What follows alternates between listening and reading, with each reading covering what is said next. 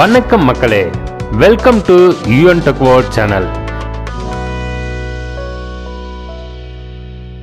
இன்னைக்கு இந்த வீடியோவில் பார்க்கக்கூடிய ரொம்பவும் சூப்பரான இன்ஃபர்மேஷன் யாருக்கானது அப்படின்னு பார்த்தீங்கன்னா, ஆதி திராவிடர், பழங்குடியினர் மற்றும் கிறிஸ்துவ ஆதி திராவிடர் மாணாக்கர்களுக்கு 2024-25 கல்வியாண்டுக்கான கல்வி உதவித்தொகை பற்றி ஒரு முக்கிய அறிவிப்பை வெளியிட்டிருக்கிறாங்க.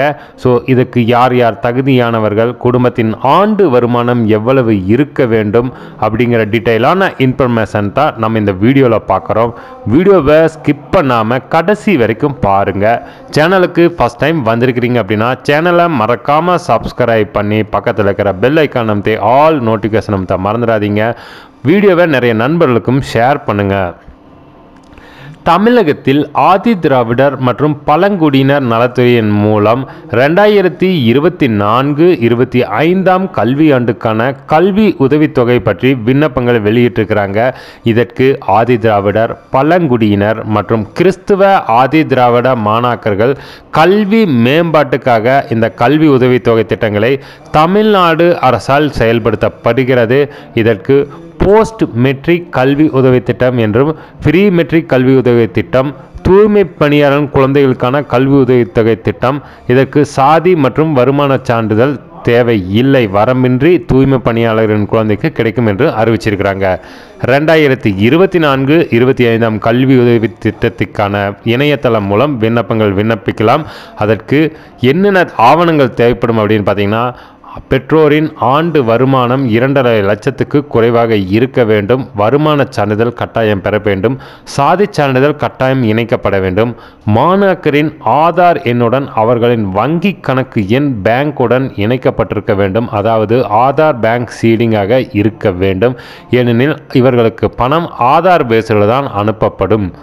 கல்லூரியில் சேர்க்கை பெற்று பயின்று வரும் மாணாக்கர்கள் புதிதாக விண்ணப்பிக்க தேவையில்லை, சம்பந்தப்பட்ட கல்லூரியின் மூலம் புதுப்பித்துக் கொள்ளலாம் என்றும் அறிவிச்சுக்கிறாங்க.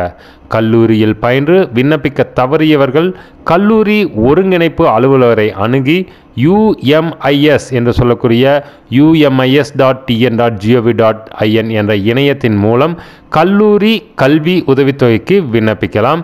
அதேபோல் உங்களுக்கு ஏதேனும் தகவல் தேவைப்படின் 18059976 என்ற கட்டணமில்லா தொலைபேசி எண் மூலம் நீங்கள் மேலும் விவரங்களை தெரிந்து கொள்ளலாம்.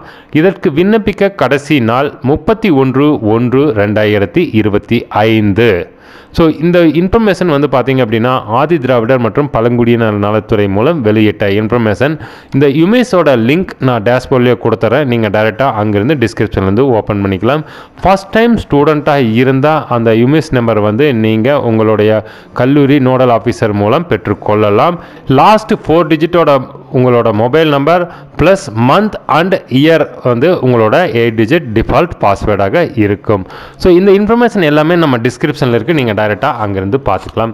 இவ்வளவுதான் நண்பா இந்த வீடியோவில் பார்த்த ரொம்பவும் சூப்பரான இன்ஃபர்மேஷன். ஆதி திராவிடர் மற்றும் பழங்குடியினர் நலத்துறை மூலம் கல்வி உதவித்தொகைக்கு 2024-25 விண்ணப்பிக்கலாம் என்று அறிவிச்சிருக்கிறாங்க. இதுக்குண்டான லாஸ்ட் டேட் 31/1/2025.